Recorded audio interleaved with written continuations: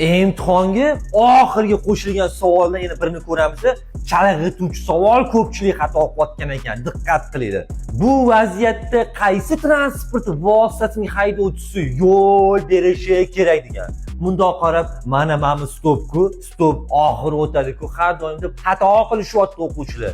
Demak, yo'l bering belgisi ham, to'xtamasdan harakatlanish taqiqlangan belgisi ham ikkinchi darajali yo'lga o'rnatiladi.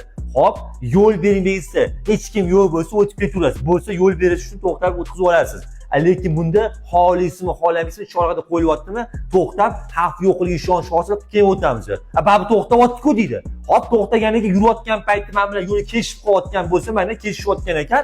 Ana o'shani avariya bo'lmasligi uchun nima qilish kerak? Ikkilovning orasida o'ng qo'l qoidasini ishlatish kerak. Chunki ikkilov ham bir xil yo'lda, ikkinchi darajali yo'l hisoblanadi. O'ng qo'l qoidasida, demak, qizilni o'ng qo'lda, yashil bo'lgani uchun yashil birinchi o'tadi, qizil ikkinchi o'tadi. Tushundinglarmi? Eslab qo'yinglar. Videolarimiz manfaatli bo'lgan bo'lsa, like bosib qo'yinglar. Obuna bo'lmaganlar obuna ham bo'lib qo'yinglar. Kuzatishni davom etinglar.